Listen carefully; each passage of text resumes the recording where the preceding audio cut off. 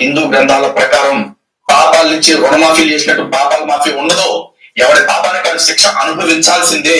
అలా కాదు, పాపం చేసిన నన్ను నమ్మాడు కాబట్టి నేను రక్షిస్తానంటే నీ దేవుడు అంత ద్రోహం కూడా ఉండడం మానవత్వానికి.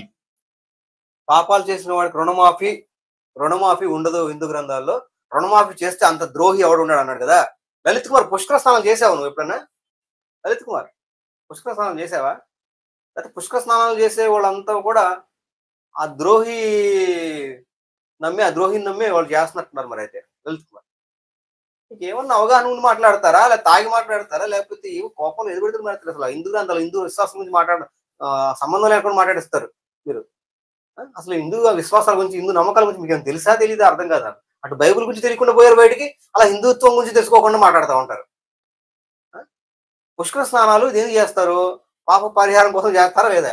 ఎన్నో జన్మలు, కోటి జన్మల నుండి వచ్చిన పాపాలని పోవాలని చేస్తారా లేదా? అంతేనా, లేకపోతే అబద్ధాలు చెప్తున్నారా? లలిత్ కుమార్, పుష్కర స్నానాలు పాపాలు పోతే చేస్తారు కదా.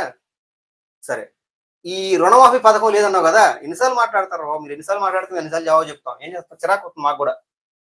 రుణమాఫీ పథకం లేదా? చూపిస్తా చూడండి. నరబలి ఉంటుంది రుణమాఫీకి. నరబలి ఇస్తే రుణమాఫీ ఉంటుంది. చూపిస్తా చూడండి. హిందుత్వంలో పాప పరిహారం కోసం రక్త ప్రోక్షణం. ఓకే, ఈ లింక్ డెస్క్రిప్షన్ ఉంటుంది చూడండి. వేదాల్లో కూడా ఉంటుంది అనమాట రక్త ప్రోక్షణం పాప పరిహారం కోసం. ఉదాహరణకు ఒకటి చూపిస్తా. రుణమాఫీ, పాపాలు క్షమించడం అనే రుణమాఫీ. అలాంటి ఏమంటారు, దుష్ట దేవుడా ఏదన్నాడు కదా, చూద్దాం. మహాభారతము గీతాప్రస అనువాదం, అశ్వమేధిక పర్వము. ఇక్కడ చూడండి. తపస్సుతో నరశ్రేష్ఠ భూపాల, పాపాలు చేసే మానవులు యజ్ఞంతో, తపస్సుతో, దానంతో ఆ పాపాల నుండి విముక్తులవుతారు. రుణమాఫీ జరుగుద్ది. తపస్సు చేయడం ద్వారా, దానం చేయడం ద్వారా రుణమాఫీ అవుతుంది. లలిత్ కుమార్, రుణమాఫీ చేసేవాడు ఎవడో, దేవుడు ఎలాంటి వాడు చెప్పాలి. నువ్వు ఆన్సర్ నువ్వు ఫిల్ చేసుకో. దాన్ని నీలా నేను మాట్లాడలేను కదా, నువ్వు ఫిల్ చేసుకో. రుణమాఫీ జరుగుద్దంటే ఎలా జరుగుద్దంటే,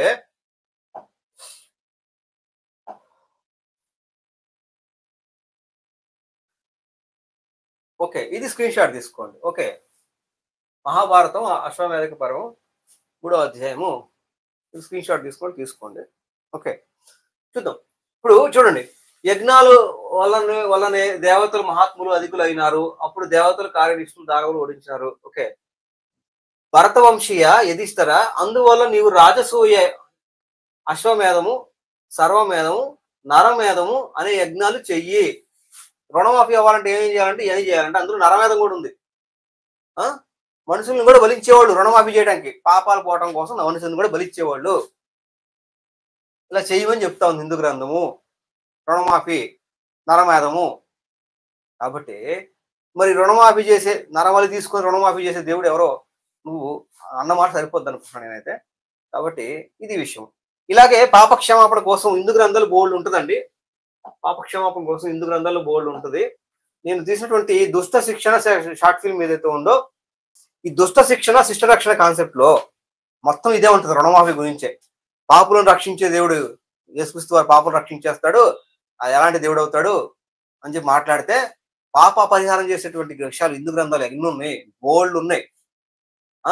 బ్రాహ్మణులు చంపినా ఏదైతే పాపం కలుగుతుందో ఆ పాపం పోవాలంటే కూడా ఈ రుద్రాక్ష కాన్సెప్ట్, విభూది కాన్సెప్ట్, ఈ పుష్కర స్నానం కాన్సెప్ట్, ఇదంతా ఈ షార్ట్ ఫిల్మ్లో పెట్టాను నేను.